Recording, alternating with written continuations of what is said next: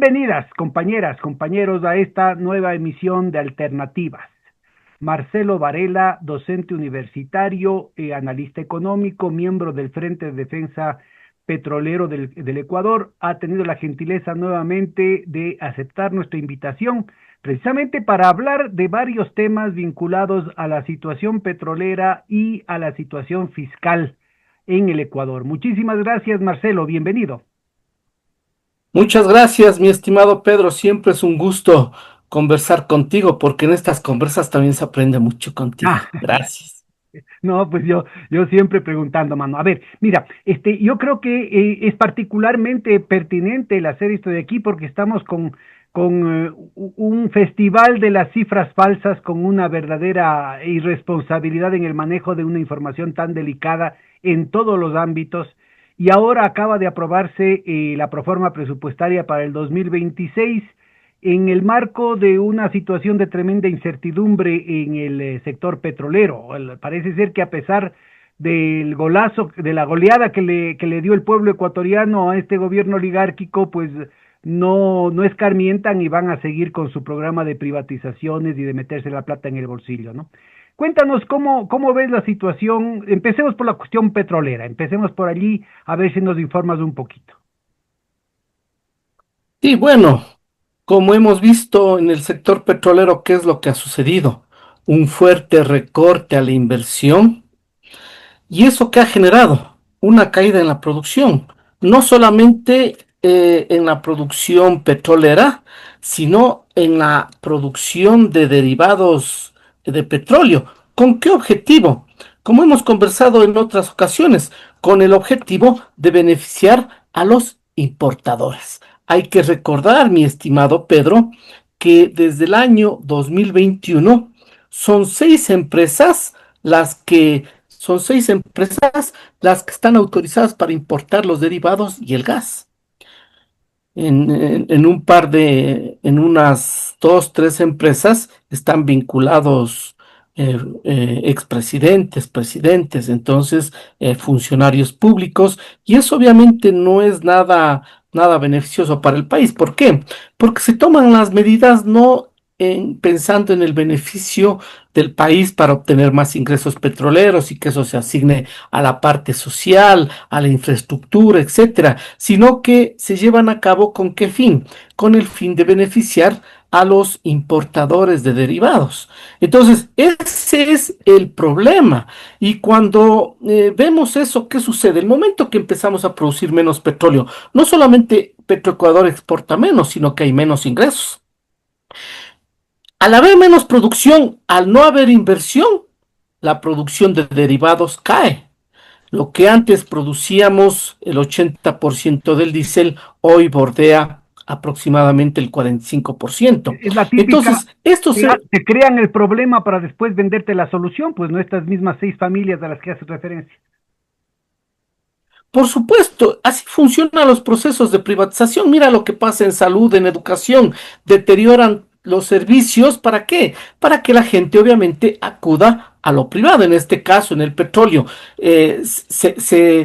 cae la producción estatal, menos ingresos para los ecuatorianos y más ingresos para los que importan. Porque al caer la producción de petróleo, no solamente que Petroecuador exporta menos, sino que importa más derivados. Ya vamos a ver alguna información que sería importante chequear esta información para que veamos cómo cae los últimos años, especialmente en estos 2 años del gobierno del presidente Noboa, cómo cae la producción y cómo se ¿Tienes, incrementan las tienes unas láminas? importaciones. ¿Por qué no las presentas, por favor? Y mientras instalas, Sí, hago acuerdo a nuestra audiencia que en la anterior ocasión Marcelo había tenido la gentileza de preparar unas láminas en las que presentaba claramente el verdadero key del problema del el supuesto subsidio a los combustibles. Cuando a mí me tocó estar de ministro el 2007-2008, la diferencia entre el precio de importación, el costo de importación y la venta al público estaba entre el 10 y el 15%, dependiendo del derivado del petróleo, pero toda esa diferencia iba a alimentar las arcas estatales, justamente para los hospitales, las escuelas, los colegios de los que hacía referencia Marcelo. En cambio, con estos gobiernos neoliberales, ahora ha llegado a niveles del 88 al 95%, y esa diferencia ya no va al Estado, sino que va al bolsillo de estas empresas, de estas 6 empresas a las que hace referencia Marcelo. A ver, vamos, Claro, explíqueme ese entonces, gráfico. mira, partamos analizando la producción promedio al día. Mira cómo ha caído, prácticamente a 430.000 barriles de petróleo diarios. ¿Qué implica esto? Esto implica obviamente que se está produciendo 120.000 de lo que se venía produciendo hasta el 2017. Hasta el 2017-2018, la producción promedio era aproximadamente de 550.000 barriles. Después empieza prácticamente durante el gobierno de Moreno, durante el gobierno de Lasso y de Noboa. En Noboa se está acentuando más, como podemos darnos cuenta, en donde la inversión se reduce mucho más, la producción cae. Y eso ha ido de la mano ¿con qué? Con los procesos, ¿no es cierto?, de eliminación de subsidios. Entonces, eliminan subsidios para ajustar las cuentas fiscales cuando el objetivo en realidad no es eso, pues, es darles el negocio ¿a quién? A los privados, porque ese Aquí, a ver, esto de proceso, aquí es súper importante. Déjame lo subrayo para nuestra audiencia, ¿no? Esto entre comillas sería de decir eliminación de subsidios, porque en realidad lo que necesitan es subirle el precio a la ciudadanía, subir los costos a los productores, con tal de que el precio que tengan las empresas privadas del momento en que se hace la delegación, la concesión o la privatización, cualquiera sea el eufemismo que se utilice, ¿no es cierto?, tengan un precio rentable para sus negocios. Entonces, aquí está el punto clave del asunto. Lo tragicómico de esto es que recién entrado Lazo, creo que fue en recién empezado junio del 2021, él va y pide que se duplique la producción, que estaba, como bien decía Marcelo, en 550, quería llegar al millón dentro de ese año mismo, e inmediatamente, en lugar de subir tanto de las empresas públicas como de las empresas privadas, empezó a caer la producción, y entre otras cosas porque las empresas privadas no les convenía y le pusieron un arbitraje internacional, tanto Schlumberger como Halliburton, del cual no sabemos en qué habrá quedado, cuánta plata le habrá costado al Estado el chistecito del presidente, pero en el caso del sector público, la empresa Petroecuador era permanentemente víctima de la asfixia estatal, de la asfixia del Ministerio de Finanzas. No sé si tienes el dato, pero en algún momento llegaron los llamados créditos de liquidez, es decir, lo que le mete la mano el fisco a la empresa, de la caja chica, del giro del negocio, de los ingresos brutos, llegó a 1.900 millones. No sé en cuánto esté ahorita, no sé si sabes de ese dato. bueno, si vemos la inversión que tenía Petroecuador el año pasado, que bordeaba los 850 millones, y este año bordeaba los 600 millones, y eso no ha generado la inversión, sino se ha utilizado como recurso fiscal, como ingreso, digamos, del gobierno. Obviamente estamos viendo un fuerte desfinanciamiento. Hablaríamos en estos 6 años aproximadamente un desfinanciamiento más allá de los 3.000 millones de dólares a Qué Petroecuador. bestia, 3.000 millones de dólares de estrangulamiento presupuestario. Es decir, no Exactamente. estamos hablando de que es plata que el gobierno le pone a Petroecuador, sino que es plata de Petroecuador que Que estaba la quite el presupuestada gobierno. y que se la quita el gobierno. Exactamente. Entonces, toda la inversión es retirada y hay los problemas. Y los problemas vienen con esta caída en la producción. Entonces vemos cómo obviamente los últimos años cae fuertemente la producción y esto se ve reflejado en qué? Menos ingresos para los ecuatorianos, A ver, pues. entonces aquí no está en el gráfico, pero del 2017-2018, que estaba en 550.000 barriles diarios, baja a 480 y ahora está en 430. Es decir, solo del 2024 al 2025, es decir, enteramente bajo la gestión de Noboa, no hay como responsabilizar a ningún gobierno anterior, tenemos una caída de la producción de 50.000 barriles diarios. Una barbaridad. Aproximadamente 50.000 barriles diarios. Correcto. Y Y las caídas más un fuertes, promedio de barril de 50 dólares por barril, estaríamos hablando de 2.500, de 2, 500 millones de dólares de pérdidas. claro, Por 2.5 supuesto. millones de dólares de pérdidas diarias, por si acaso. Son 2.5 millones de dólares No, diarios. 2,5 millones Por eso, dos punto diarios. cinco millones diarios. Claro, 2,5 millones diarios sería, ¿no? Porque aquí tenemos 50.000 por 50, estaríamos hablando de 2,5 millones diarios. Bueno, Si a eso le nuestra audiencia multiplica, pedimos disculpas porque los dos somos economistas, entonces cada vez que nos dicen cuánto es 5 más 5, ahí nos ponemos a ver los cordones de los zapatos porque no sabemos sumar ni restar. Sigue, sigue. No, pero yo sí, creo, déjame señalar un tema que es muy importante. En el marco de este proceso de asfixia financiera, que también es una asfixia administrativa y tecnológica a Petroecuador para hacerle quedar mal, para poder privatizar con más facilidad, para poder justificar de que no vale para nada Petroecuador, los técnicos de Petroecuador lograron sacar de donde sea y aumentaron la producción del campo Sacha, el primero que lo quieren privatizar para llevárselo a la familia Novoa, ¿no es cierto? Y subieron de 64.000 a 77.000 barriles diarios, a pesar del boicot, a pesar de este estrangulamiento al que está haciendo referencia Marcelo. por supuesto. Entonces, esta caída representa, hablemos, entre 2,5 millones a 3 millones de dólares diarios.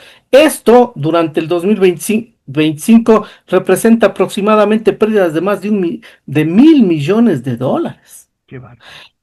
Y eso se ve reflejado en que hay menos producción, no solamente que menos ingresos para el Estado, sino mira la producción nacional de derivados de petróleo efectuado por Petroecuador. Entonces, ¿qué pasa? Viene obviamente desde el 2022, cuando se da la concesión ya en firme a estas 6 compañías, empieza a caer la producción, acompañado de esa menor inversión. Entonces, ¿el juego cuál es? Invirtamos menos, producimos menos e importamos más. ¿Cuál es y quién es el que se beneficia? Esas 6 empresas, porque así está por ley, digamos, las 6 empresas, no pueden entrar nadie más, Pedro. Sí, Claro. son esas 6 empresas, 3 dedicadas exclusivamente a derivados y las 4, perdón, a derivados y las otras 2, además de derivados, gas. Entonces, cae todo, importamos más gas, importamos Esto más diésel. en términos de poder de mercado se conoce como mercados cautivos. Es algo que además está prohibido por la ley. O sea, no, el gobierno, y además por la ley y por la doctrina internacional de competencia, no puede crear un gobierno, no puede crear mercados cautivos para beneficiar a un número chiquito. En este caso hablaríamos de un oligopolio de empresas. Bueno, pero aquí sabemos, Pedro, cómo desde el 2018 la institucionalidad no funciona y las normas se las violenta a diario. Es decir, ya esto es como se dice, pan de cada día. Entonces, mira, hacen caer la producción de derivados porque desfinancian para importar mucho más. Si vemos, obviamente esto va generando ¿qué? Mayores ventas. Entonces, con el pretexto de que hay subsidios, cuando en la realidad no hay subsidios. ¿Sí? El balance petrolero es positivo, no hay subsidios. Pero ¿qué implica quitar, hacer creer a la gente que se está quitando subsidios? Incrementar el precio. ¿El precio de qué? De comercialización, que va a los bolsillos de quién? De los que importan. Entonces, ¿qué es lo que pasa? Aquí mira, tenemos el total de crudo exportado de Petroecuador. Mira cómo cae las exportaciones entre el 24 y el 25. Mira lo que dejamos de perder. Prácticamente 1.300 millones de dólares es realmente lo que hemos dejado de Son mil perder. trescientos millones de dólares de ingresos menos que tiene el gobierno. Exactamente. Aquí Y esto de está. aquí es, todo esto de aquí, insisto, no es un problema técnico, no es una situación que así pasó, que por la sequía, que lo que pasa es que los pozos están mal, una cuestión así. Aquí hay un negocio, ¿no es cierto?, que directamente beneficia a estas 6 empresas importadoras. Por supuesto, entonces mira, aquí ya tenemos con claridad lo que ha perdido Petroecuador en las exportaciones de crudo debido a esa disminución en la producción. 1.300, más o menos 1.347 millones de dólares de pérdida. Y claro, se produce menos derivados y la respuesta, ¿no es cierto? Produzco más derivados. Entonces, como es importo más derivados, entonces, mira, ¿qué pasa en el volumen de importaciones? El 2025 se incrementa en 3,5 millones de barriles importados. Incluso, lo que llama la atención, con un precio de importación menor, porque los derivados han costado menos durante el 2025, el precio promedio de venta a nivel nacional se incrementa. Es decir, mira, por eso yo le puse esto en gráfico, con un Tienen precio el promedio cinismo, de Marcelo, tienen el importación. cinismo de decir esto, los gurús del neoliberalismo dicen que esto se llama libre mercado. Así es. ¿Y qué libre mercado? Están generando las condiciones, es decir, llegan los empresarios a tomarse el Estado para generar esas condiciones que tú mencionabas, de estos mercados cautivos para que ellos se beneficien. Entonces, dañan lo público, reducen las exportaciones para importar más, empiezan a importar más, se benefician estas 6 empresas en condiciones donde el precio de importación es menor, pero a los ecuatorianos nos venden a mayor precio. Vean, Resultado. compañeros, de nuevo, permítanme que subraye lo que acaba de presentar Marcelo, es muy importante este cuadro. Dice, en el precio promedio de importación hay una baja de 103 de 93 a 85. Y el Ajá, precio de venta a la gente, ¿no es cierto?, a los ecuatorianos sube de 69 a 71. Entonces, perfecto. Ahí están los aquí, subsidios, pues. cara o cruz, cara, yo gano, cruz, vos pierdes. Entonces, de todas maneras, ¿no es cierto?, sales perdiendo, no cabe otra. Entonces, eso es del neoliberalismo. Exactamente. Entonces, utilizan esto. Entonces, con el pretexto, hay que eliminar el subsidio. Entonces, $1 de gasolina extra que se incrementó, $1 de diésel que se incrementó, ahí están los $2 adicionales del incremento en el promedio de venta a nivel nacional. Entonces, cuando la ampliación, ¿esto qué va generando? Una ampliación en las ganancias. ¿Por qué? Porque si importa a menor precio y vendo a mayor precio, las rentabilidades son mayores, grandes ganancias. ¿Cuánto se está metiendo esta gente? Entonces, esta gente mira los ingresos por ventas internas de derivados, 5.251 millones de dólares. Qué bárbaro. Sube Antes de que se de haga 2 mil esto, millones en el 2020 a 5.251 en el 2025. Es más del doble, ¿no? perfecto. Y desde cuando se entra en el proceso de las 6 importadoras, prácticamente se duplica los ingresos por venta interna de derivados, ¿no? La pregunta es, ¿quién ganaba antes por todas las importaciones? Petroecuador. Los que viven en Quito, en la Amazonas y Eloy Alfaro, había una petro comercial. ¿Qué hicieron con eso? Le entregaron todo eso a quién? A una empresa transnacional, pues, ¿no es cierto? Claro. Que es la que Bueno, ahora, y la diferencia, todo eso iba a la cuenta única del tesoro, insisto, esto es a hospitales, directo a la vena de hospitales, de escuelas, colegios, que ahora justamente está yendo directo al bolsillo de estas 6 empresas.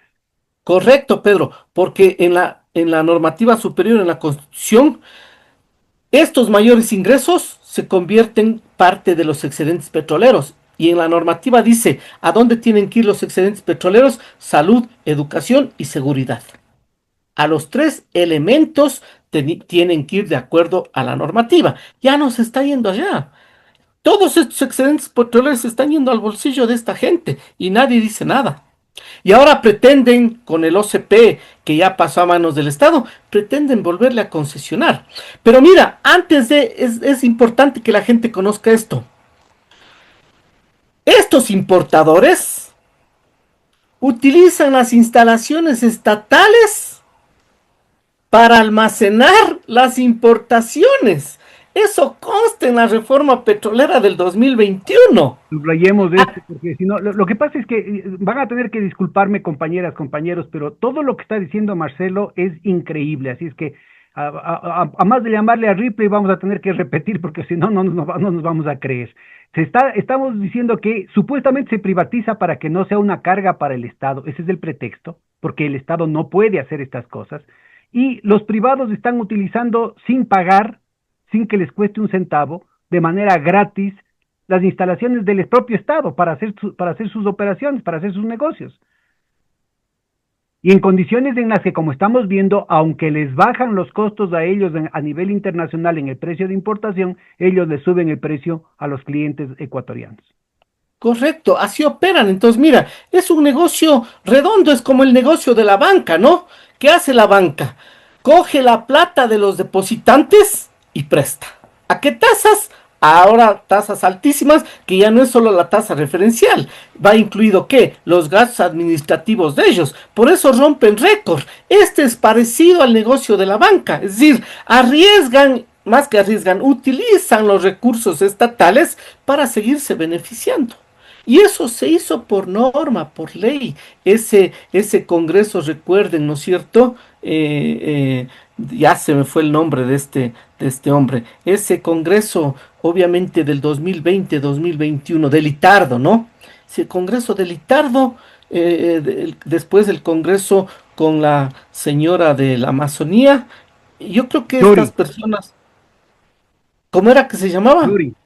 Eso, con ellas es donde se llevó a cabo estas cosas, en esos dos congresos de Litardo y de Yori, pues ahí es donde se permitió obviamente que se mal utilice los recursos del Estado. ¿Por qué mal utilizar? Porque si se va a dar en concesión, cobren en lo que es. ¿Y ahora qué se pretende hacer con el OCP? Volverle a dar en concesión. ¿En qué condiciones? En las mismas condiciones que se viene negociando las Por condiciones. favor, lo más didáctico, Marcelo, ¿por qué no hablas en particular, en específico del OCP? ¿Qué pasó? Ponnos en antecedentes y cuéntanos cuál es el propósito del gobierno. Esto de aquí ya peleó la gente porque querían, se les extendió el contrato con un perjuicio para el Estado enorme. El Estado inclusive estaba pagándole a la OCP tarifas por el transporte de nuestro crudo, cuando ya esas instalaciones debían ser propiedad del Estado ecuatoriano de acuerdo al contrato de hace 25 años, y ahora, ¿no es cierto?, se le quiere volver a concesionar, se le quiere volver a entregar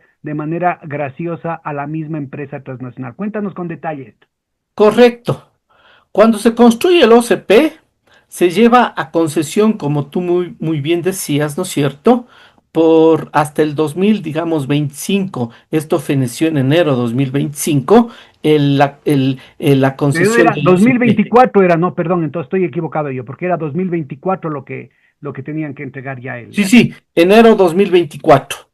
Perfecto, sí estamos perdidos. ¿Qué ha pasado? Se ha alargado todo ese proceso y ahora lo que se pretende es entregarle en concesión. Y todo esto es sin que la gente sepamos cuáles van a ser los costos. Y como tú muy bien decías, ¿qué pasó durante estos 24 años de concesión?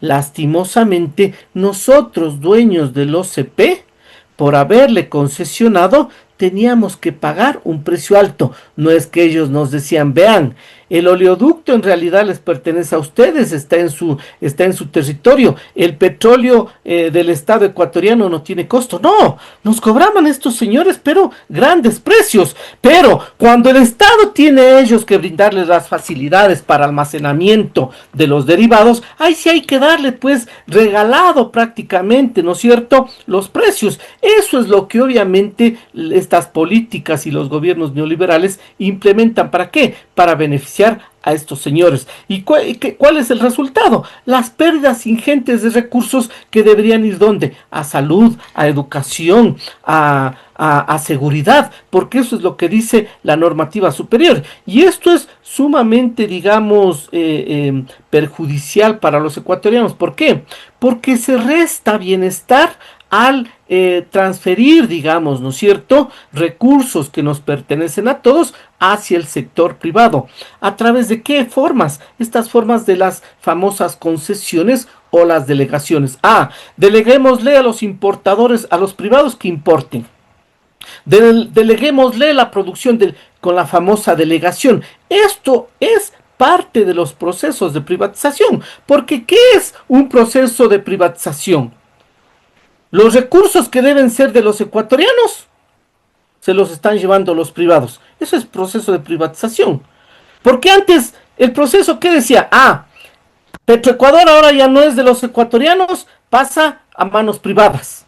Así era antes, es decir, pasaba prácticamente directamente. Ahora, a través de la concesión, continúan los procesos de privatización, pues. Entonces, pero yo creo que es muy importante el hacer acuerdo de que cuando la gente se pone las pilas, se puede frenar estos abusos, ¿no? Es decir, el campo Sacha, que ya lo tenían, no diríamos en el bolsillo, sino en la pancita, los de la familia Novoa, porque acuérdense que aparecía el teléfono de la empresa Ordeño, ya sabemos de quién es, ¿no es cierto?, no pudieron entregarse a sí mismos, nos pudieron regalar 1.500 millones líquidos anuales, que ahorita iban precisamente para hospitales, escuelas y colegios, iban a ir directamente a las cuentas de esas familias en las guaridas fiscales, ni siquiera se quedaba aquí en el país, con lo cual se aumentaba el déficit fiscal, se aumentaba el hueco de balanza de pagos y fugaban capitales, fugaban los dólares, y la dolarización, como su nombre lo indica, funciona con dólares.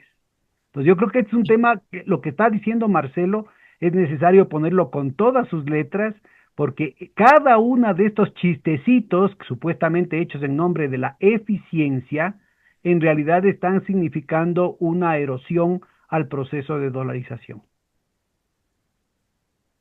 Por supuesto, y para mantener la dolarización, nuestros migrantes tienen que mandar más dólares, son ellos los que sostienen la dolarización, sino que además, para cubrir esa salida de divisas, nos hemos endeudado, violentando la normativa superior también. Entonces, deuda ha ido a gasto corriente y a cubrir salida de divisas. ¿Por qué? Porque la deuda tiene que cubrir esta cuenta corriente. Si estamos sacando más dólares y están entrando menos dólares, hay que cubrir esa salida. Y para proteger el proceso de dolarización que han hecho estos señores, han llevado a cabo procesos de deuda para cubrir esa salida de divisas. ¿Por qué? Porque desmantelaron las políticas fiscales para evitar salida de divisas. ¿Qué pasó con el 5% del impuesto a la salida de divisas? Lo desmantelaron. ¿Qué pasó con los impuestos al comercio exterior a partir de julio de 2017? Los desmantelaron. 1985 partidas de productos que producimos aquí tenían altos aranceles, hasta del 400% para proteger la producción y el empleo. Lo desmantelaron. Eso terminó afectando ¿qué? La producción y el empleo. ¿Por qué ahora hay menos empleo? Porque hay menos producción. ¿Por qué hay menos producción? Porque obviamente está siendo reemplazado por esas importaciones después de que en julio de 2017 se desmontó toda esa estructura, ¿no es cierto?, de salvaguardias arancelarias que permitían proteger la producción y el empleo. Entonces, ahora la respuesta, el 75% de la población trabaja en la informalidad. Y esto es sumamente grave. ¿Por qué? Porque esto afecta las condiciones económicas y por tanto las condiciones sociales. Después de que el 2024 se contrajo la economía, hoy efecto pivot o rebote va a crecer en el 2,8%, pero ¿qué va a pasar para el 2026, Pedro? Otra vez la economía se va a contraer, va a crecer al 1,5%, de acuerdo a los propios organismos internacionales y al Banco Mundial. Entonces, vamos retrocediendo producto ¿de qué? De estas políticas de liberalización. Si no se desmantelaba el 2017 las salvaguardias y aranceles a 1985 productos que producimos aquí, se protegía la producción, se protegía el empleo y obviamente ¿qué implica que haya más empleo? Hay más consumo. Más consumo lleva a que haya más ventas en las empresas. Las empresas, al tener más ventas, invierten más, producen más y emplean más. ¿Por qué no se ha generado el sostenimiento en el empleo? ¿Por qué la economía tiene que estar sostenida ahora por las remesas, producto de estas políticas? Porque ¿qué sucedía hasta el 2017 con las remesas? Las remesas eran mínimas. Al 2017 las remesas bordeaban los 2.500 millones de dólares. Hoy se triplican y se espera para el 2025 que superen los 8.500 millones de dólares. Eva. Y Ve, ahorita, hasta el ¿sabes tercer qué, Marcelo? trimestre, ya Discúlpame. bordeaba más de 7.000 millones de dólares las remesas. Estoy mordiéndome la lengua para no interrumpirte, pero en realidad está muy rico lo que estás soltando ahorita y quisiera yo que retornemos y ser más didácticos, sobre todo para nuestra audiencia, ¿no? Entonces vamos separando algunas cosas que me parece que hay que resaltar. La primera es que dicen, es que no hay plata. Es que lo que pasa es que el gobierno de Correa que infló el Estado y por eso no hay plata, entonces estuvimos con una cuestión totalmente insostenible, imposible de mantener una burocracia tan grandotota. No es que no hay plata, el problema es que si es que el gobierno, la familia Noboa se perdona ellos mismos y a sus familias y a sus amigos 2.300 millones de dólares, entonces claro que no va a haber plata. Si encima de eso se tumbaron el 5% del impuesto a la salida de divisas, que estamos hablando de unos 2.500 millones de dólares menos que recibe el fisco cada año, entonces ya estamos hablando ahí de casi 5.000 millones de dólares, que es lo que en la proforma presupuestaria, solamente con esos dos rubros, la proforma presupuestaria que acaba de ser aprobada incluía un déficit abierto de 5.000 millones de dólares.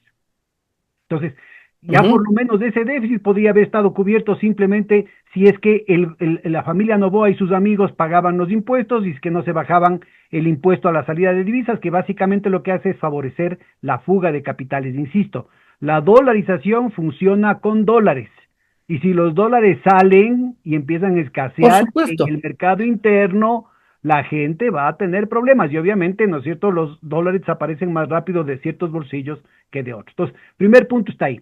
Segundo punto que me parece, porque tendríamos que seguir sumando, ¿no? Y lo que mencionabas hace un momentito del OCP.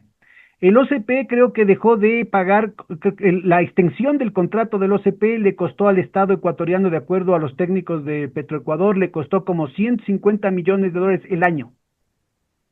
Entonces ahí sigan sumando compañeras, compañeros. Pero además, y ese es parte del problema, ¿no? Me estoy acordando ahorita, de que entregaron a las malas, entregaron con retraso, un año de retraso, las instalaciones del OCP, que tenían que haber entregado sin costo para el Estado y con todas las instalaciones a punto, funcionando perfectamente. Y en realidad la parte de la infraestructura estaba mal, inclusive habían pedido prestado a Petroecuador unos tubitos que como eran de repuesto les dieron de un calibre más bajo, con lo cual la capacidad instalada del oleoducto de crudos pesados está disminuida y eso es ilegal. La compañía La Pampa, que es la que se hizo cargo a último rato del OCP, que es una compañía vinculada a BlackRock y a la anterior ministra de Relaciones Exteriores de la Argentina, la señora Mondino, muy cercana a la canciller también de acá, del Ecuador, ¿no es cierto? Esta compañía no cumplió con las disposiciones del contrato que exigían que esté el oleoducto en perfecto estado. Entonces, usted tiene que irle sumando, ¿no es cierto? Por un lado es menos recaudaciones, pero por otro lado son mayores costos. Si a eso le sumamos, por ejemplo, el caso de Claro y de Movistar, el ingeniero Walter Guerra, que es un experto en el tema y que fue autoridad en la cuestión de telecomunicaciones, decía que solo Claro tenía que haber entregado como cuota de entrada 3.000 millones de dólares, y asumamos que la mitad del mercado que tiene Movistar correspondería proporcionalmente, estaríamos hablando de 4.500 millones de dólares y que el gobierno no cobró. Pero que además el gobierno anterior les borró un impuesto que tenía que ver con la cuota de poder de mercado en el que participó la superintendencia, que ahora se llama de competencia. Estamos hablando de 320 millones más. O sea, sigan sumando, ¿no es cierto? Se sigue ampliando la cantidad de recursos que se están yendo por el caño, justamente para ir directamente al bolsillo de estas cloacas que son las empresas a las que estamos refiriéndonos. Y que obviamente no hay plata para comprar las medicinas, no hay plata para financiar las operaciones, no hay plata para el diálisis, no hay plata para hacer obra pública, no hay plata para la seguridad ciudadana. Entonces, yo creo que esta cantidad de datos que estaba dando Marcelo hace un momentito tiene que ser puestos ordenadito, ¿no es cierto?, para que quede clarito para la gente que es mentira que no hay plata. Lo que pasa es que el gobierno está botando la plata de los ecuatorianos, está botando directamente al caño. ¿Y saben qué es lo que hay en el caño? Los bolsillos de estas empresas. Totalmente de acuerdo. Y esas son las grandes pérdidas que tenemos. Es decir, hablan, cuando entraron el 2018 los procesos del neoliberalismo en el Ecuador, nos hablaron que al 2024 ya no iba a haber déficit. ¿Cuál es el déficit? El déficit no solamente que bordea los 5.000 millones de dólares que la parte contable menciona, sino la parte de financiamiento para el presupuesto. Cuando Vamos, vemos la vamos despacito, a proforma ver, del algo más, algo lo 2026. más didáctico posible. Cuéntanos qué nomás tienes en esta lámina para verlo uno por uno. Este de aquí ya es el presupuesto aprobado para el 2026. Veamos. Correcto, mira, ¿qué está sucediendo? Primero a la gente hay que indicarle, la proforma es, digamos, una prospectiva de ingresos y gastos que va a tener un país. Es decir, aquí se puede poner cosas bonitas como han puesto. Voy a incrementar salud, voy a incrementar educación, pero no dice en cuánto va a incrementar la deuda. Ya vamos a ir chequeando y le hacen una cuestión, digamos, sobrevalorada para mi entender la proforma. ¿Por qué? Porque tienen valores que tratan de justificar en condiciones donde se está yendo la plata, como tú decías. Es decir, si vamos sumando cada rubro de lo que se deja de percibir por petróleo, por la venta interna, por OCP, por cada cosa que va haciendo el gobierno, y todo eso ha pasado a manos privadas, es simplemente para justificar. Entonces, si vemos lo que hace la proforma, es una estimación de ingresos y gastos, para mí, sobrevalorados, que definitivamente no se van a cumplir. Pero ¿qué pasa? Mira, vamos a analizar esto también. ¿Qué pasa? Incrementan los ingresos para hacer ver que se incrementan los gastos y justificar el alto incremento del 30% de incremento en el pago de deuda. Pero la pregunta y lo que nos vamos a centrar, yo creo que es importante, Pedro, es ¿qué pasa si no se cumple con ese incremento de 5.261 millones de dólares de ingresos? Lo ¿Qué nos pasó, presupuestado no? para Que pagar ya nos deuda lo pasó. van a reducir. Acordémonos para nuestra audiencia, acordémonos que en la Constitución de Montecristi, y es una de las razones por las que querían bajarse la Constitución, se obliga a que el gobierno garantice que el presupuesto de educación y de salud crezcan año a año justamente para atender las necesidades de la población. Entonces, estos cínicos, ¿no es cierto? Porque además es un nivel de sadismo con la gente, presentan, sabiendo que no van a cumplir, presentan unas cifras infladas, como dice Marcelo, para cumplir, digamos, formalmente con la cosa, lavarse las manos, pero el rato de los ratos nunca le desembolsan al Ministerio de Salud. No hay plata para los hospitales, no hay plata para las escuelas, no hay plata para la obra pública, no hay plata para la seguridad ciudadana. Entonces, a la final, para lo único que hay plata es para pagar el servicio de la deuda externa que tienen los propios amigos del presidente de la República, de este y del anterior. Claro, ¿y cuál es el proceso? Inflan la proforma, por eso es una proforma sobrevalorada, saben que no van a alcanzar esto y después llevan a cabo mala gestión a través de qué? De la baja ejecución presupuestaria. Salud y educación. Salud bordea el 47% de ejecución a octubre de 2025. Educación el 48% de ejecución a octubre de 2025. Entonces, ¿qué es lo que ellos van manejando? Sobrevaloran para que la gente no diga nada que van a pagar deuda, porque vámonos al codificado por grupo de egresos. Mira la amortización, pero vámonos mejor acá, ¿no? ¿Dónde está la parte de los egresos financieros, ¿no? Los egresos financieros en la proforma, intereses de deuda, 4.469 millones de dólares. Amortización de la deuda, 8.351 millones de dólares. Si sumamos nosotros lo que está en la proforma, 8.351 millones de dólares de amortización, más los 4.469 millones de intereses, estamos bordeando los 13.000 millones de dólares de pago de deuda, el 30% del presupuesto general del Estado. Entonces, le inflan en 6.000 millones de dólares los ingresos Quédate, por favor, quédate en la para... anterior. Quédate en la anterior, por favor, que es muy importante Aquí está. no, el de esto. Porque Aquí aquí tenemos, miren, hay que los sumarle un rubro, egresos financieros, hay que sumarle un rubro adicional. intereses.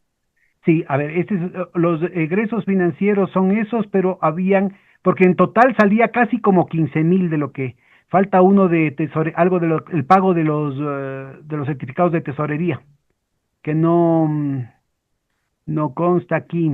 Tal vez, tal vez debe estar en estos otros pasivos, ¿no? 2.161 millones. Creo Es decir, que sí, si creo que sumamos está los como otros otros pasivos, pasivos, que así es. son los bonos de tesorería, sumamos la amortización de deuda y sumamos los intereses de deuda, estamos Exacto. hablando de cerca de o pasando los 15.000 millones de dólares para pagos de A ver, deuda. hagamos un spoiler porque creo que hay que empezar por el final de la película. Empecemos a ver el final a toda nuestra audiencia. Veamos el fondo de esta página, ¿no? Entonces dice en la columna B, pro forma, se plantean 46,000 millones de dólares, o sea, 46 millardos decimos en español. En español, en francés se dice millardos. Los gringos dicen billions, pero aquí vamos a decir millardos, o sea, son 46.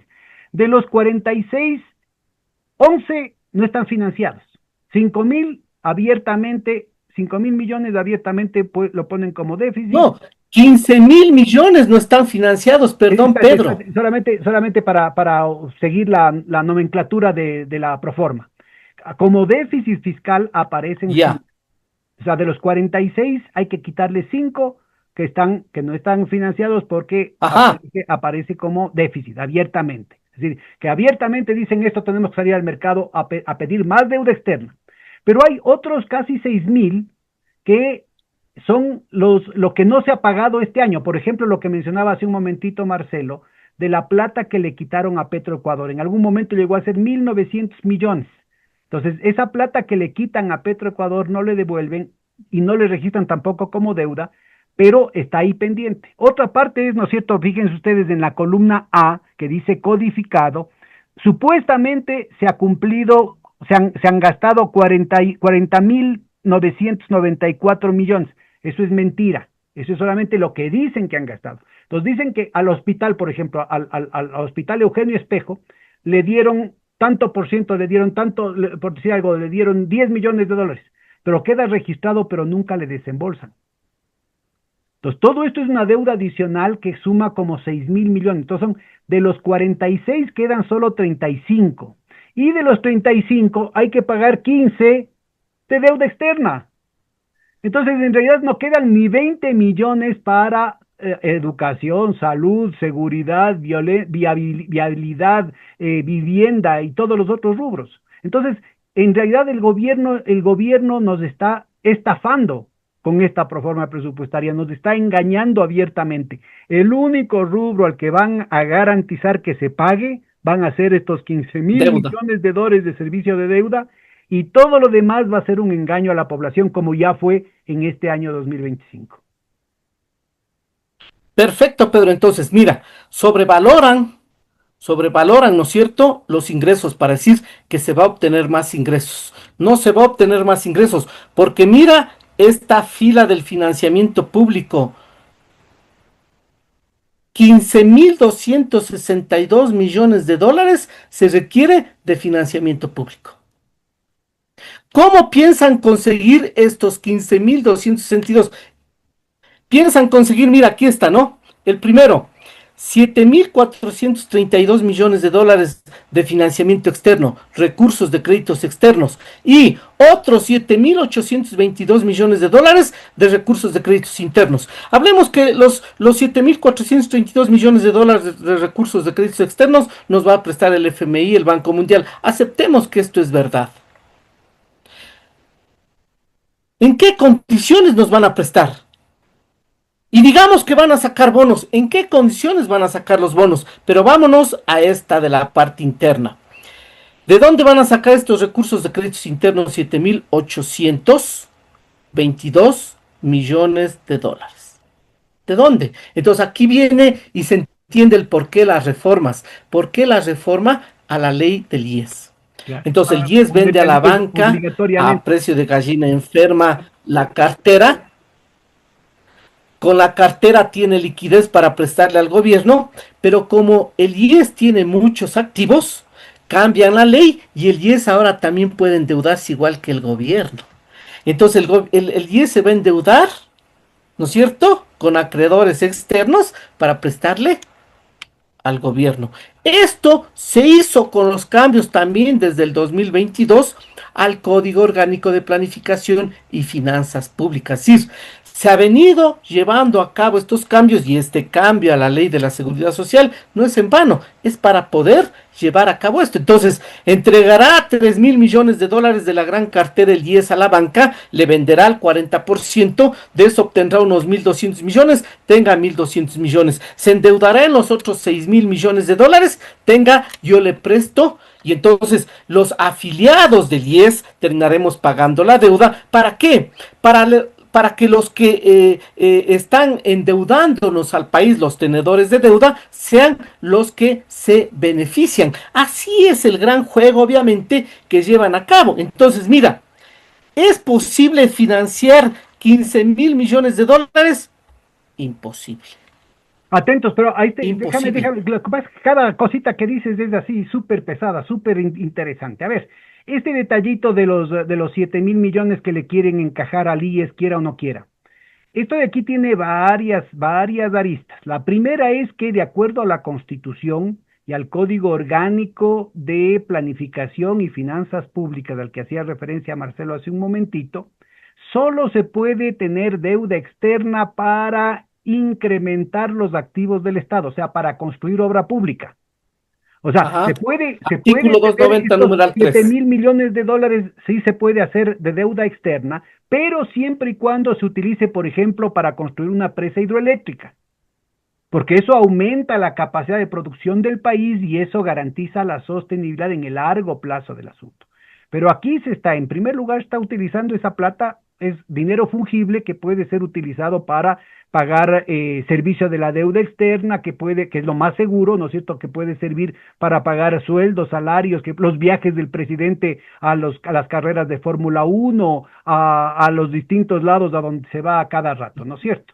Entonces, esto de aquí es gasto corriente y esto no puede, eso es ilegal de acuerdo a lo que dice la Constitución y lo que dice el Código Orgánico de Planificación y Finanzas Públicas. En segundo lugar, esto le encajan al IES, pero le encajan de tal manera que yo no estoy en contra, ¿no es cierto?, de que el IES pueda participar en el financiamiento. Eso podría ser inclusive una de las fuentes de ingresos más seguros del IES, siempre y cuando el Estado le pague, pero no le está pagando. En segundo lugar, al IES se le está obligando a entregar, a pignorar parte de su cartera, o sea, se le obliga a los afiliados, ¿no es cierto?, a que sacrifiquen la parte más jugosa de sus inversiones, a las seguras, porque eso de ahí se descuenta, acuérdense que se descuenta de la nómina de los trabajadores, de la pensión de los jubilados, entonces la probabilidad de pagar esa deuda es altísima. Y ahora se le quiere entregar esa cartera, ¿no es cierto?, a la banca privada triangulando a través de un supuesto inversor extranjero. Entonces, con eso lo que se le está es restando, como bien decía Marcelo, ¿no es cierto?, una cartera que vale 3.000, le terminan pagando solamente 1.000. Entonces, los fondos del IES van a terminar quebradas, ¿no es cierto?, por estos negocios en los que obviamente son los bancos, son los banqueros amigos del presidente los que van a sacar tajada. Y acuérdese, por otro lado, porque nos dicen, es que lo que pasa es que el BIES no tiene plata. Por otro lado, acuérdense que en enero del 2023 se dispuso, el directorio del BIES dispuso que se entreguen 1.500 millones de los recursos de los afiliados de los fondos del BIES para comprar la cartera de los bancos. Y ahora se dice que los bancos compren la cartera del BIES. Al fin, el truco está, ¿no es cierto?, que los bancos le entregan al IES, al BIES, le entregan... Cartera que no van a cobrar. Exacto. Le entregan al BIES cartera que no van a cobrar. Incobrable. Dificultades, los huesos, y en cambio el BIES tiene que entregar la carne. ¿Sí? Entonces es un sacrificio por los cuatro costados, sale perdiendo el afiliado, sale perdiendo el jubilado. Entonces, lo que están haciendo abiertamente, lo que hablábamos hace un momentito en el caso petrolero, ¿no es cierto? Se le boicotea al sector público para que quede mal, para que no pueda producir, para que se le crea el problema, para que el sector privado venda la solución. Y el sector privado son de las propias amigos del presidente, de las propias familias, inclusive en algunos casos, como se vio en el caso de Ordeño. Y ahora lo mismo pasó con el tema de los apagones. De los apagones tenían que haber hecho una inversión de 80 millones, ¿no es cierto?, para poner a punto la planta termoeléctrica que ya existía, pero en lugar de gastar esos 80 millones terminaron pagando a través de sobreprecios al sector privado de Colombia, amigos del señor Uribe, por ahí me cuentan, ¿no es cierto?, le terminaron pagando, en lugar de pagar 80, terminaron pagando 800. Y cuando se hubiera invertido 80, quedaba en los fierros como parte de la capacidad productiva del país. En cambio son 800 millones que salió, no solamente salió de la cuenta del Tesoro aumentando el déficit fiscal, sino que salió del país aumentando el déficit de balanza de pagos. De nuevo, se van los dólares y la que sufre es la dolarización. Entonces, todo lo que está diciendo Marcelo, cada linita que está diciendo Marcelo es una bomba. Es decir, que hay que ir despacito. Sigamos, por favor, Marcelo. Y trata de ser lo más didáctico posible y trata de ubicar todas estas implicaciones, porque cada cosa que plantea es gravísimo. Claro, esa es la primera parte. La segunda parte tiene que ver con la cuestión de impuestos. Mira, se propone 17.557 millones de dólares de impuestos. Esto también no se va a poder alcanzar. ¿Por qué? Porque se ha cambiado la estructura tributaria, Pedro, desde el 2017. Al 2017, ¿cómo estaba la estructura tributaria? Acorde a la normativa superior, artículo 300 de la Constitución, que dice que se tiene que priorizar impuestos directos. Entonces, al 2017, el 53% de la carga impositiva era de impuestos directos. Los impuestos directos afectan ¿a qué? A la riqueza y a la propiedad. Entonces, por eso son adecuados. Por eso la Constitución dice, hace impuestos progresivos, es decir, los impuestos directos. Eso afecta a la riqueza, afecta la acumulación. ¿Y qué es lo que se ha hecho de allá para acá? Si nosotros vemos el 2024-2025, cambia el peso de la estructura tributaria. Ya no es 53% de impuestos directos. Es ahora el 45% de impuestos directos y el 55% de impuestos indirectos. ¿A qué afecta los impuestos indirectos? Al consumo y a la capacidad de compra de los más pobres. Entonces, lo que se ha venido haciendo los últimos años es una redistribución del ingreso a través de las condiciones impositivas medidos en la carga tributaria. La distribución es del Robin Hood al revés, porque se le quita a los ricos y se les da a los pobres, o sea, se le quita los impuestos a los ricos y se obliga a que los que paguen más impuestos sea la gente más pobre del país.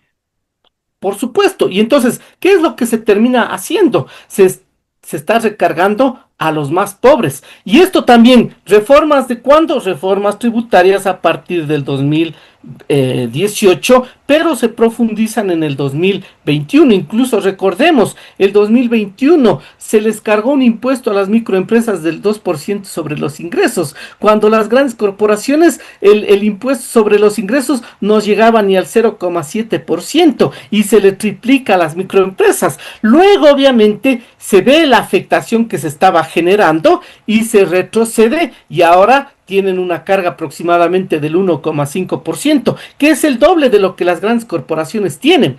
Pero ¿qué se ha venido haciendo? Hay que recordar la reforma de desarrollo económico llevada a cabo el 2019 para fomentar la inversión, en donde se mencionaba que las empresas que inviertan en cualquier parte del país se les reducirá obviamente, ¿no es cierto?, una carga impositiva hasta aproximadamente 10 años. Pero ¿qué pasa si invertían en las fronteras? Se duplicaba el no pago. Entonces, si nosotros vemos quiénes han tenido la posibilidad de invertir, las grandes corporaciones, especialmente de consumo masivo, de distribución de automóviles, empiezan a ellas a invertir. El resultado, apegados a esa ley, ¿no es cierto?, de desarrollo productivo que llevaron a cabo desde el 2019 y luego la mejoraron en el 2021, las grandes corporaciones, hasta por 20 años, si están en fronteras, no nos van a pagar Bueno, y impuestos. Entonces, acuérdate que antes de eso, en la ley mal llamada de fomento productivo de agosto del 2018, también se beneficiaba a las mineras y era mucho más de 10 años, ¿no? Entonces, las principales beneficiarias son las mineras, que como acaba de salir público, por fin, resulta ser que han estado exportando, que declaran que han exportado 3.000 millones. La Universidad del Pacífico de Perú dice que es al menos el triple de eso, ¿no? Dice que son como 9.000 millones lo que en verdad han exportado. Pero bueno, supongamos que son los 3.000 millones que han exportado. Y solamente quedan para el país 109 millones de los 3.000. así es, ni Entonces, el ese es el resultado. 25%. Por eso es que no hay plata en el presupuesto del Estado, pues. Entonces, con estas condiciones piensan alcanzar los 17.557 millones de dólares. ¿Cómo? Sacándole más plata a la gente. Entonces, ese IVA del 15% es el que va a sostener esos impuestos, pero para mí esto también es sobrevalorado. Nuevamente, sobrevaloran los ingresos para justificar ese alto pago de deuda. La cuestión es, no van a cumplir esto, no van a llegar a los 46.000 millones. Como tú decías, tal vez lleguen a los 35.000 millones de dólares. ¿Dónde tienen que recortar los 10.000?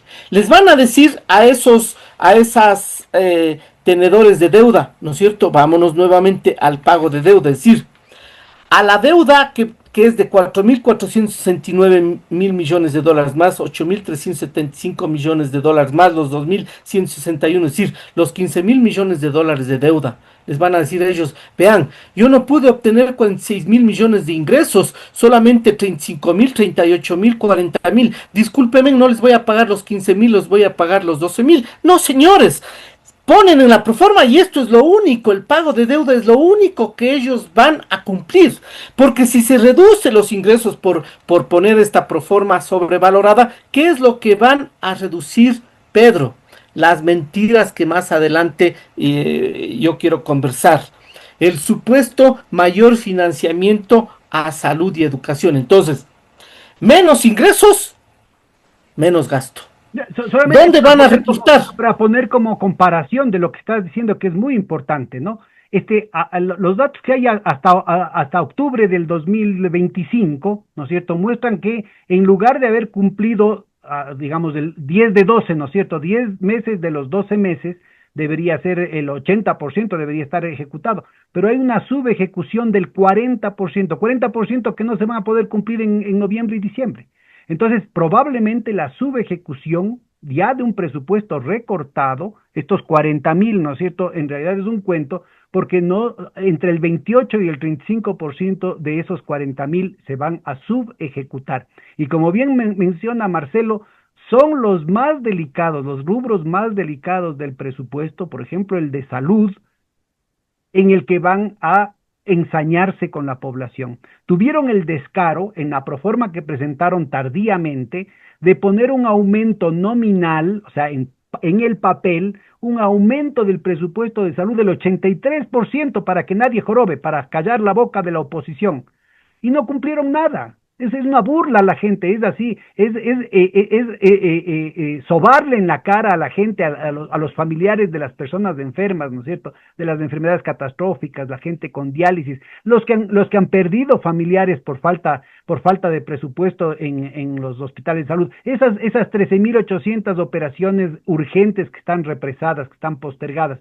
Se están burlando de ellos, diciéndoles, vean, ya les aumentamos el presupuesto, pero en los hechos no aumentan nada porque no le pasan un real al Ministerio de Salud y no le pasan tampoco lo que deberían al Instituto Ecuatoriano de Seguridad Social. Entonces, por eso dice el presidente que quieren sacarle el fondo de salud al IES, para que los fondos pensionales, jugosos como son, directamente vayan al bolsillo de los grandes banqueros. Correcto. Y mira lo que tú decías. Hay que hablar también la reforma al COPLAFIP del 2021. Si hoy educación y salud llegan al Es de COPLAFIP, por 50% de favor, la ejecución, sin siglas para... el Código Orgánico de Planificación y Finanzas Públicas, ¿no? Entonces, si, ¿cómo funcionaba hasta antes del 2021 el COPLAFIP. Y tú como ministro de Economía, coordinador de la política económica, lo sabías, cómo funcionaba antes. Y decían, es que se prioriza el gasto. Si una entidad presupuestaba $100 cuando existía Semplades utilizando el Sistema Nacional de Descentralización Pública e Inversión, es decir, priorizando los proyectos, y eso lo canalizaba a través del CIPEIP, ¿no es cierto? En finanzas se direccionaba los recursos. Entonces, una entidad ponía proyectos o todo su presupuesto en $100. Si la ejecución era de 80%, tenía para el siguiente año, le daban el chance, ¿no?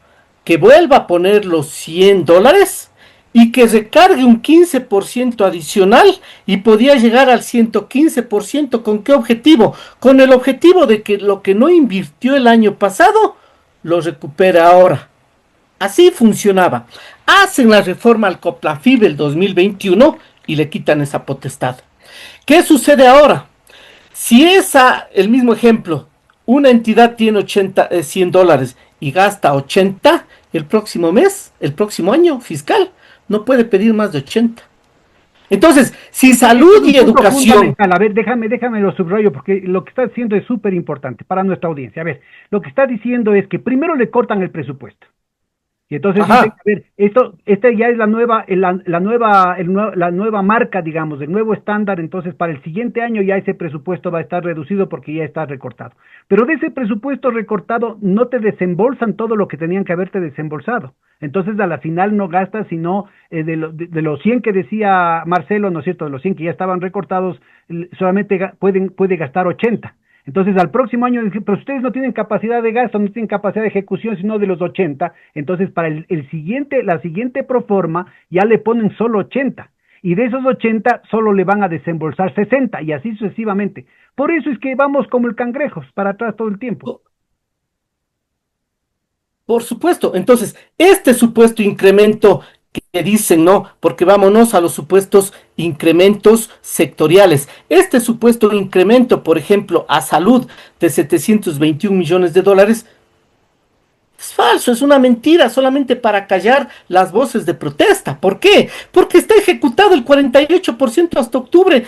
Asumamos que lleguen al 60% hasta diciembre. El próximo año no podrán como es, utilizar más de ese 60%. Pongamos que le generan reasignaciones porque hubo valores residuales. Es decir, ni siquiera se va a llegar a los 4.800 millones de dólares en salud, y eso hay que ser claro. ¿Por qué? Porque miren, el comparativo es con el codificado. Es decir, el codificado, ¿qué implica? El codificado a septiembre de 2025 implica, para que la gente conozca, que la Proforma 2025 sufrió ajustes. Dentro de esos están ajustes a la salud con una reducción. Es decir, estos 4.880 millones ya reducido el presupuesto a salud, que inicialmente estaba en 5.500 millones de dólares. Entonces, ahora nos dicen, se va a incrementar en 721 millones de dólares, pero eso está en el papel, pues. En la realidad, con esas reformas al COPLAFIP, con la baja ejecución tal vez llegue al 60% a lo mucho, imposible, pues, que se incremente los presupuestos a salud, a educación. E imaginémonos bienestar social. Bienestar social directamente le ponen una reducción de 106 millones de dólares. Con la baja ejecución, difícilmente, es decir, no va a haber bienestar social. Solamente lanzarán bonos para las campañas electorales. Ahí nomás se utilizarán como unas cuestiones cíclicas, más no como unas cuestiones de política pública para enfrentar, ¿no es cierto?, los objetivos de desarrollo sostenible de hambre, pobreza, desigualdad, calidad de vida, etcétera, etcétera, etcétera, ¿no? Entonces, esta es la realidad. Te inflan los ingresos para poder que no digan nada sobre ese alto pago de deuda que van a hacer. No se va a cumplir esos ingresos. Las reformas al COPLAFIP no van a permitir esos ingresos a salud, educación, y van a terminar haciendo lo que pasó este año. Baja ejecución en salud y educación. Pero ese es el objetivo, porque el momento que no haya plata para salud, la gente tiene que ir a pagar al sector privado. Imagínate qué es lo que ahora sucede, ¿no? Cuando antes el sector público estaba abarrotado para atenciones y se las atendía el sector privado, muchas clínicas hasta el 2017 estaban quebradas. Ahora ellas, hasta las clínicas privadas están abarrotadas, Pedro, porque la gente para cuidarse en función de que el Estado no le garantiza la salud, saca de donde sea, se endeuda, va, vende la vaquita, lo que sea, para poderle dar salud en el sector privado. Ahora, los hospitales privados, las clínicas privadas, también pues están en ebullición, igual que la banca. Y todo esto que estamos hablando son procesos de privatización. La gente a veces piensa que procesos de privatización es vende el IES, vende esto. No, los procesos de quitarle plata al IES para entregarle a la banca le entrega hueso y el IES le entrega carne, todo eso es procesos de privatización. Delegar, ¿no es cierto?, el sector petrolero al sector privado, son procesos de privatización. Ya no tenemos que asumir que la privatización es entrega de activos del Estado al sector privado.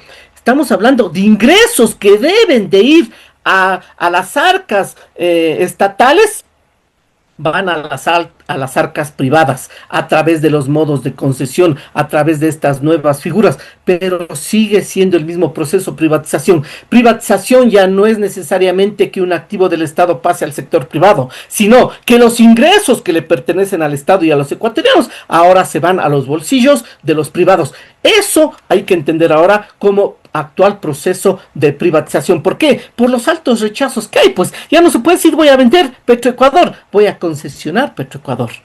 Entonces, ya los activos siguen aparentemente, entre comillas, siguen siendo del Estado, pero todos los ingresos se van a los bolsillos privados. Todo esto que estamos hablando son procesos de privatización. Entonces, dañan salud, educación, dañan todos los servicios. ¿Con qué objetivo? La gente se endeuda y vaya a pagar por educación porque no tiene usted cupo para entrar a las universidades, no tiene usted cupo para entrar a las escuelas, a los colegios, hay menos profesores, digamos, aulas, etcétera, etcétera. Entonces, la gente tiene para educarles a sus hijos que endeudarse. El puro estilo chileno. Déjame, por Y razones entonces, didácticas, hago aquí un resumencito. A ver, que está muy rico las cosas que nos estás diciendo. De nuevo, compañeras, compañeros, disculpen que me repita, pero vale la pena para que esto de aquí quieren, parte del cuento de los economistas, ¿no es cierto?, es hacer que todo esto de aquí sea una cosa incomprensible. Y aquí el Marcelo nos ha hecho una cosa súper didáctica soltando las bombas de cuál es la verdadera agenda del gobierno y de los neoliberales. Vamos a ver aquí. En el fondo de la lámina, ¿no es cierto?, en gris, acabo por mover la pantalla, ustedes pueden ver, ponle nuevo, ya, es que yo le moví, ya. ahí Entonces, está. en gris está en el total, ¿no es cierto? En la segunda columna que dice la proforma, dice 46 millardos. Vamos a hablar solamente en números redondos para no tener problemas. Entonces, con respecto a los 40 que están codificados y que, como estaba mencionando, es un cuento del 2025, porque se está subejecutando entre el 28 y el 35%, entonces, con respecto a los 40 que fueron este año, esta proforma debería aumentar en un 12, casi 13%, Ajá. 13% de crecimiento nominal. Entonces dicen, vean cómo está aumentando, y algunos dicen, sobre todo los economistas, los gurús neoliberales, ¿no? Abelardo Pachano, Mauricio Pozo, Augusto de la Torre, Pablo Lucio Paredes, Walter Spurrier, Alberto Acosta, hijo, y todos ellos van a decir, el coro unánime, ¿no es cierto?, rasgarse las vestiduras de que cómo puede seguir creciendo y una cuestión así. Cuando en realidad lo que está sucediendo es lo que está contando Marcelo, que estas cifras son solo para engañar a los incautos, es solamente para generar problemas, es el cinismo, es el sadismo con el que se quiere decir que se está cumpliendo con la ley, cuando en realidad no se está cumpliendo con la ley. Entonces, a ver, de los 46, en esos 46 ya estaban esos 15 de financiamiento público a lo que hacía referencia Marcelo, ¿no es cierto? Pero con esos 15 de financiamiento público, incluyendo los 7 que le encajaban al IES, ¿no es cierto?, no alcanzaba la plata y habían 5 de déficit fiscal. O sea, abiertamente decía, en esta proforma ya estaba desfinanciada y dice, no alcanzamos a cubrir estos 5, inclusive si Ujú. logramos colocar los 15. Entonces, a ver, de los 46 resulta ser que ya solamente se tiene los 41. De esos 41 hay otros 6.000 millones de dólares, o sea, de los 41 hay que restar otros 6, porque es lo que supuestamente se desembolsó el año 2025, pero en realidad esa plata nunca llegó a los gobiernos, por ejemplo, los que están boicoteando las fiestas de Quito, por ejemplo, la plata que no le dan a los hospitales, por ejemplo, la plata que no les dan a las universidades, ¿no es cierto? Entonces, se les reduce eso y tiene que pagarse en el 2026. Entonces, esos 6.000 que no aparecen como déficit y que están aparte de los 15.000 a los que hacía referencia de financiamiento público Marcelo, ¿no es cierto? Ya de los 46 nos quedan solo 35. Entonces, esos 35 tienen que gastar, ¿no es cierto?, como sea, subejecutando, repitiendo lo que dice Marcelo. Entonces, no le entregan, no le entregan, se atrasan, se atrasan, se atrasan, no le entregan, no le entregan, no le entregan hasta que se acabó el año. Entonces, obviamente, de los 35, lo que es sagrado para ellos son los 15.000 millones de dólares de servicio de la deuda externa. Puede morirse la gente, así como pasó durante la pandemia. Acuérdense que eso le sirvió que le den un puestazo al ministro Martínez en Washington, ¿no es cierto? Que el procurador Íñigo Salvador dijo que el Banco Interamericano de Desarrollo no ha sido banco, entonces que podía nomás irse en contra de la ley, en contra de la Constitución, podía irse a ese puestazo en Washington después de haber hecho esos méritos. ¿Cuántas decenas de miles de muertes pudieron haberse evitado si es que no se cortaba el presupuesto para pagar, para prepagar, para pagar por adelantado y con sobreprecio la deuda externa? Vean ustedes las conversaciones que hemos tenido con Marco Flores, vean ustedes las conversaciones que hemos tenido con Carlos de la Torre, con varios economistas que coinciden en este punto. Entonces, nuevamente, de los 46, ¿no es cierto?, nos quedan solamente 35 porque 11 no está financiado. De esos 35, lo único que es sagrado son los 15, quedan 20. Y de esos 20, ¿no es cierto?, ¿cuál es el problema? Que van a repartir tarde, mal y nunca. La última rueda del coche, obviamente, salud, es la situación de educación, las condiciones de vida de la gente, porque lo demás son los negocios de la propia familia Noboa, pues. Y entonces, ¿cuál es el problema? Que no alcanza la plata porque de los 4 reales que va para seguridad ciudadana se compran los chalecos de cartón, porque se paga la plata a Progen, se le paga la plata por adelantado y después no hay ningún servicio. O sea, ya se pagó esa plata, ¿no es cierto? Y anda a ver quién recupera esa plata. Y así por el estilo en todo lado. Son los 37 millones de esta empresa improvisada con la que le quieren contratar la cuestión de las citas del IES y así por el estilo. Entonces, mire, así no alcanza nunca la plata. Y el gobierno sigue regalando la plata porque no está cobrando. De estos 17 millones que dicen que van a cobrar este año, como bien mencionaba Marcelo, lo poco que queda de impuestos directos que son a las grandes empresas, simplemente no cobran. Como no le cobraron a la propia familia Noboa, pues. Entonces, siguen sin cobrar, así como tampoco la patronal está pagando al IES, así mismo al SRI las grandes empresas ya no le pagan. Entonces, ¿cuál es el problema? Que siempre va a seguir habiendo un déficit fiscal. Nunca va a alcanzar la plata. Y el gobierno sigue regalando con plata ajena. Sigue regalándose a sí mismo, sigue regalándoles a sus amigos, sigue les regalando a las grandes empresas mineras, a las grandes empresas transnacionales. Y así el país está en una situación calamitosa, ¿no es cierto? Ya veía un dato que ya tenemos 106 asesinatos por 100.000 habitantes en la provincia de Los Ríos. La situación está gravísima, Marcelo. ¿Cómo ves vos? ¿Qué alternativas crees vos que se podrían hacer en el campo de la política fiscal, que es lo que estamos viendo ahorita? Tal vez en el tema petrolero. A ver, suponte que a vos te nombran ministro de Finanzas de un gobierno que tuvo una epifanía, el gobierno de Noboa, o se hace cargo la vicepresidenta Pinto, ¿no es cierto? Mientras el otro está haciéndose sus paseos en Fórmula 1, y entonces en el descuido vos tienes chance de poner un poco de sensatez en el manejo de la cosa pública. ¿Qué harías en el sector petrolero y en el sector fiscal para mejorar la situación de los ecuatorianos? Mira, es muy fácil esto cuando se comprende bien el manejo de los recursos públicos y cómo actúa la inversión pública. Fácil. De los 15.000 millones de dólares de deuda, se canalizaría una negociación para solamente restar 3.000, es decir, pagamos los 12.000. No importa que paguemos los 12.000, los 3.000. Los 3.000 les direcciono los 2.000 millones de dólares a la repotenciación de las refinerías que es lo que los estudios técnicos dicen. ¿Para qué? Para dejar de importar, digamos, un 80% de lo que estamos importando. Con Y eso, esto, esa importación adicional de 1.300 millones que van a los bolsillos de las grandes empresas, ahora dejaría de ser un gasto para el Estado. O sea, el Estado claro, invierte 2.000, pero recupera inmediatamente 1.300 millones en el primer año.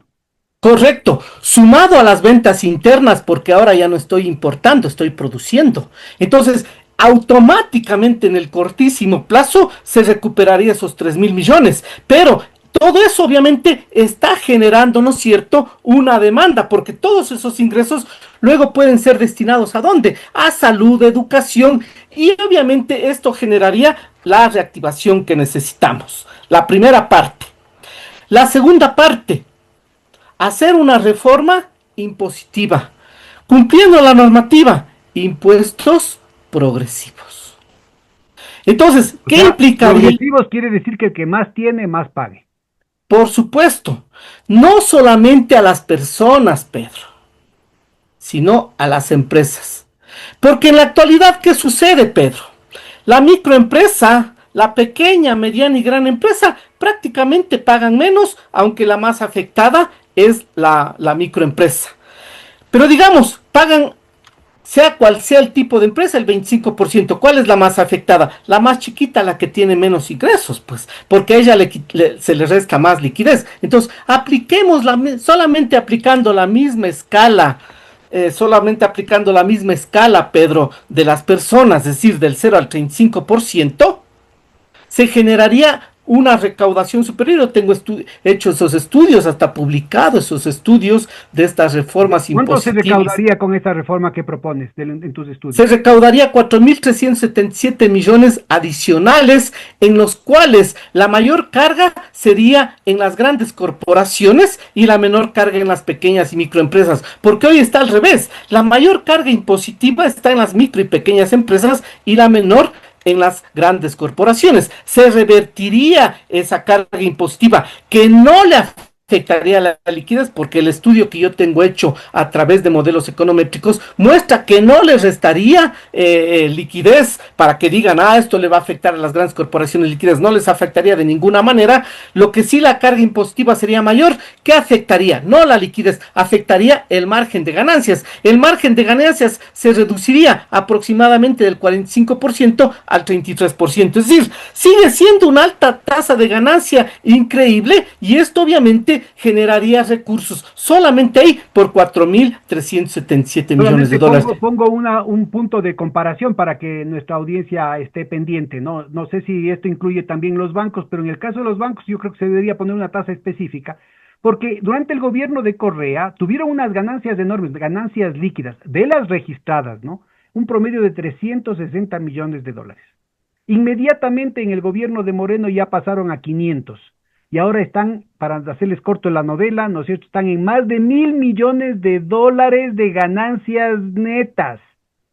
Y eso de lo que registran, porque el problema es que como tienen offshore, o sea, tienen el Banco Banisi, tienen los fideicomisos Nora, Malena, Bon Narco, lo que salió en el reporte León de Troya, lo que salió en Pandora Papers, lo que ha salido, ¿no es cierto?, de Novoa Trading, ¿no es cierto?, que a propósito, me mandaron los amigos europeos una noticia que aquí nunca va a salir, de que ya han capturado otro embarque de la misma empresa, ¿no es cierto?, contaminada con cocaína.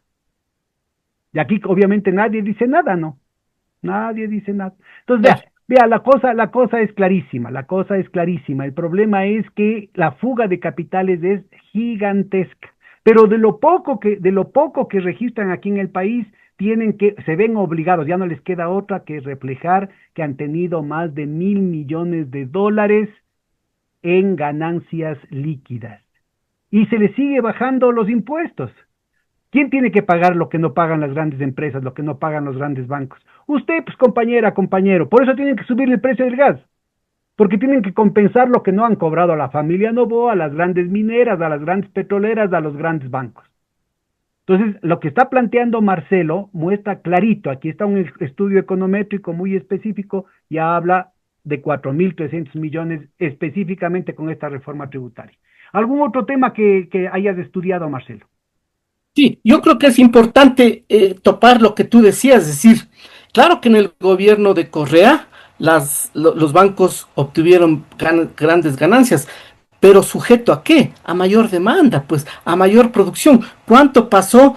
¿Cuánto creció el Producto Interno Bruto del 2007 al 2017? Ah, Pasó de 45 mil ese millones de es un dólares dato a importantísimo. 104 mil millones de dólares. Claro, o sea, Claro. en el ¿Y cuánto gobierno ha de crecido del Correa, 2017 ese acá? aumento de las ganancias era parte de más que se duplicaba el Producto Interno Bruto. Entonces, los pobres tenían más que una duplicación del promedio de sus ingresos y los ricos un poquito Ujú. menos, ¿no es cierto? En cambio, lo que está pasando ahorita es que aumentan las ganancias de los grandes bancos. Vean, los bancos aumentan de 360 a 1.000 millones de dólares, a más de 1.000 millones de dólares, insisto, de lo que declaran, ¿no?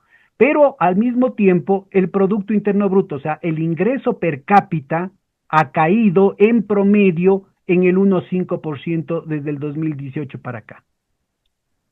Entonces, Exactamente. Entonces, el tamaño de la torta se encoge y el pedazo que va a las grandes empresas, el pedazo que va a los bancos, el pedazo que va a las mineras cada vez es más grande. Entonces yo creo que ese punto hay que diferenciar, Pedro. Es decir, Ah, la banca ganó, pero en función de que hubo una economía, ¿no es cierto? Con mucha más demanda, más empleo, más salarios. Los salarios crecieron el doble de lo que han crecido del 2017 a la fecha. Entonces, es decir, las condiciones en las que la banca ganaron es porque a la banca se le hizo una parte del desarrollo nacional, una parte del crecimiento económico. Hoy no, pues, hoy ellos ganan en base de qué? De todas estas, digamos, reformas que se han llevado a cabo. Tú no pagas como era antes el propio pago. Tú tenías hasta 30 días y no pagabas nada. Hoy te atrasas un día y ya te están macheteando y cobrando y te están llamando y los costos administrativos de acuerdo a la nueva reforma al Código Orgánico Monetario y Financiero del 2021 también con el gobierno de Lazo permite a las propias a los propios bancos cooperativas definir el costo de gasto operativo entre ellos. No me pago hoy día, entonces, le restaron 30 días a la gente, al siguiente día ya le están cobrando y ellos determinan cuánto te cobran. a Y ver, eso no te dicen en la vean, tasa de lo que pasa es que interés. todo lo que está diciendo Marcelo, cada cosa es una bomba. A ver, lo que está diciendo es la ley es solo para el de Poncho. Si es que la gente de a pie se tarda un día, que todos nos podemos equivocar, ¿no es cierto? Eso de ahí puede suceder a cualquier persona, ese tipo de cosas.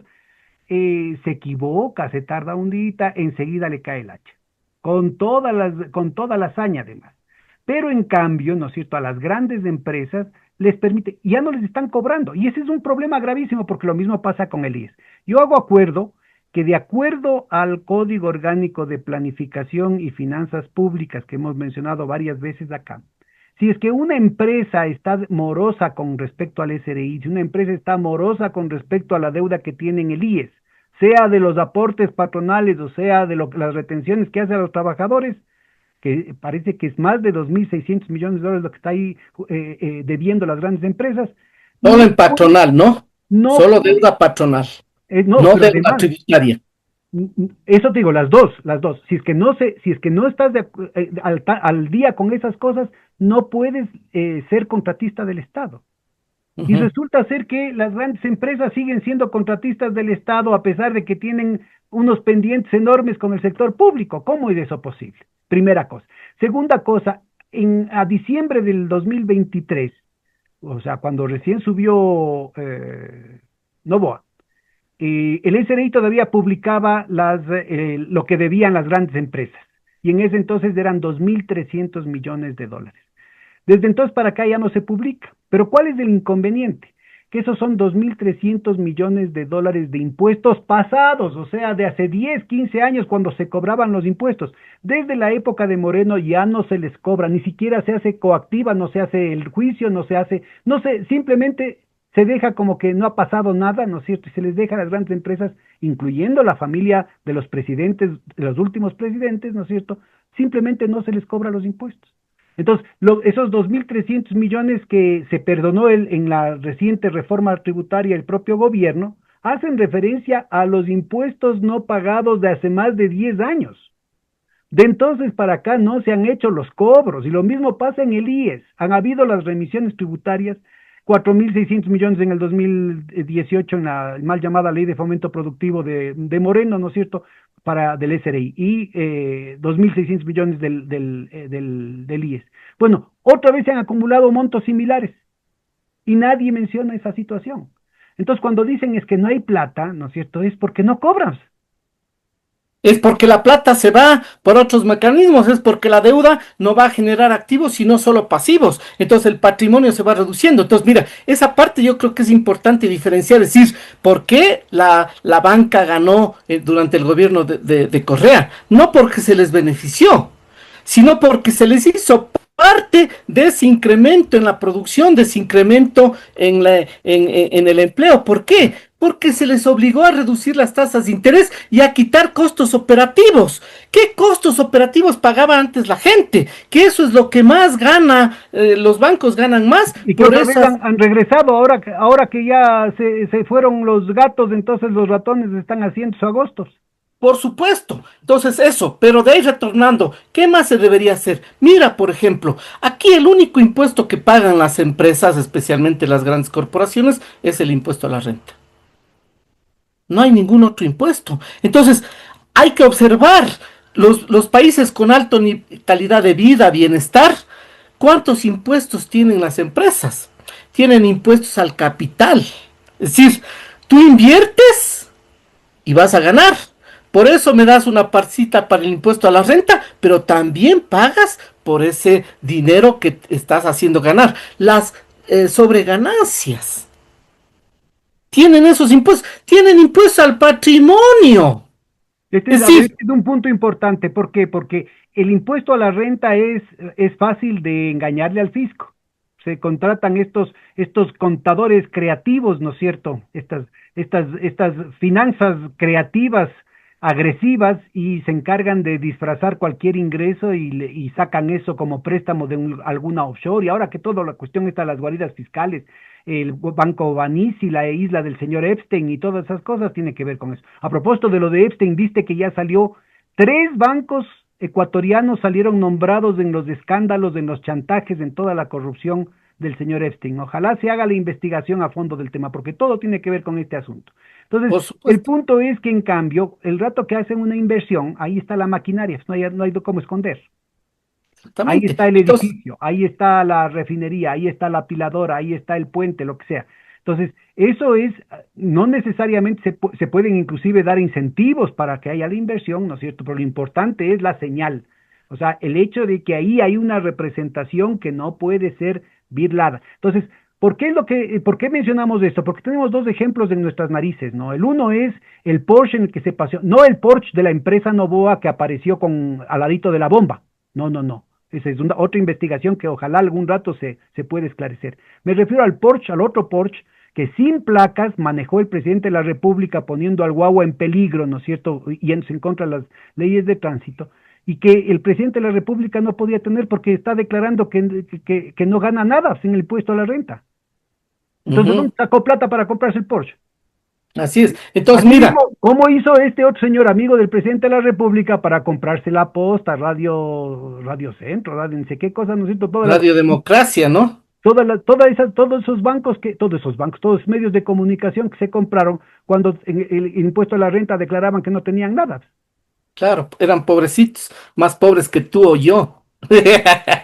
Pero mira, lo que tú dices es importante, es decir, además de esos impuestos hay que analizar, y eso es lo que venía haciendo el SRI hasta el 2017, la medición de la triangulación, ¿no es cierto?, que hacían con los paraísos fiscales, a eso a lo que se denomina costos primos. Entonces, aquí las grandes corporaciones, todas las empresas, pagan el impuesto a la renta. El impuesto a la renta no es más que la diferencia entre ingresos y gastos, es decir, ventas menos todos los costos que tiene la empresa. Entonces, ¿qué hacen a través de la triangulación? Se elevan los costos primos, quiere decir, un producto que traen de afuera desde su subsidiaria, no desde el punto de origen, les cuesta, por decir, $1,000. Ellos le ponen $3,000. No solo que pagan menos impuestos, sino que los $2,000 de gasto adicionales, es el costo primo, les sirve para cubrir los sueldos y salarios e incluso insumos y materias primas. Negocio redondo. Le pararon desde el 2017 esto que venía haciendo el SDI para impedir, ¿no es cierto?, esta triangulación, y a esto es lo que se denomina la elusión fiscal. Se iba encaminado muy bien a evitar la elusión fiscal a través de ¿qué? De pedir certificados de origen. Es decir, de donde usted me manda la factura para deducir impuestos es el origen. Así era de sencillo la fórmula, Pedro. Eliminaron todo eso, hicieron las reformas, apenas ingresó el gobierno de Moreno en julio mismo. Y lo que vos decías, eliminaron el impuesto a la salida de divisas, con lo cual fugan más capitales, pues. Exactamente. Entonces, mira, frente a eso habría que observar. Entonces, coger los otros impuestos que se les cobra. Patrimonio, aquí no hay impuesto al patrimonio en las empresas. Entonces, las empresas siguen generando patrimonio de gratis y nadie les cobra ni les dice nada. Y obviamente tras eso tiene que haber toda una cuestión, digamos, de sinergia en la política económica a través de ir generando esta protección al sector, al propio sector privado. Volver a las salvaguardias y aranceles. No solamente que las salvaguardias y aranceles nos generaban cerca de $1,500 millones de ingresos fiscales, sino que impedían que nuestra producción y el empleo se desbarate. Es decir, hay que volver a muchas cosas de las que se hizo. Entonces, si vamos sumando 4.300 millones de dólares adicionales con una reforma progresiva a las empresas, 1.200 millones de dólares de inversión en Petroecuador para ya dejar, ¿no es cierto?, de importar esa parte. Los 5.200 millones de venta interna de derivados. Los impuestos, yo tengo hecho un cálculo, aproximadamente todos estos impuestos bordearían entre 14.000 a 15.000 millones de dólares de ingresos, Pedro, anuales. Todas Estamos estas hablando de 14.000 reformas millones de dólares anuales. Anuales, por supuesto, considerando el año base, la situación en la que estamos. Es decir, yo tengo hecho estos estudios, publicado este artículo en una revista importante para ir definiendo estas condicionalidades. ¿Qué te parece? No vamos a apurar ahorita la cosa, porque esto me parece que hay que irlo desglosando despacito y ojalá pudieras hacer con una presentación, con gráficos. Te comprometo entonces, antes de que vengan las Navidades, a que nos des este regalo de Navidad para que muestres a la gente que sí se puede, y sobre todo a ciertos economistas testarudos que quieren plantear que la única opción para el país es el apocalipsis. ¿Te parece? Así es, correcto, sí. Presentamos la tablita. ¿Sabes qué? ¿Cómo le podríamos direccionar? Las alternativas de política económica para resolver los problemas. Porque la verdad lo que yo planteaba era políticas económicas heterodoxas para enfrentar el neoliberalismo. Así es como yo propuse esto. Pongámoslo así. ¿Te parece? Misma hora, mismo canal. Próxima semana. Perfecto. Sí, ya. Sí. Hagamos eso. Quedas comprometido con este título, políticas alternativas para salir de la crisis. Me parece exactamente. Hagámoslo así. Marcelo. Ahí presentamos resultados y con este modelito presento los números de año base y qué es lo que obviamente se obtendría en los próximos 5 años. Y también la reforma es importante, la reforma progresiva a las empresas. ¿Cuánto se obtendría de una reforma progresiva al impuesto a la renta a las empresas? Y lo mismo, una propuesta de impuesto progresivo al IVA. Analizar. Muy ilustrativo. ¿Qué productos? Va a ser un ejercicio muy didáctico y que ojalá a nuestra audiencia le pueda servir. Inclusive si tenemos algunos economistas, algunos estudiantes, pueden ser parte de sus trabajos, de sus investigaciones. Te agradezco mucho, maestro, y un buen fin de semana. Un gusto, mi estimado Pedro, y nos vemos la próxima semana a la misma hora y por el mismo canal. Eso, así quedamos. Chaito. Chao.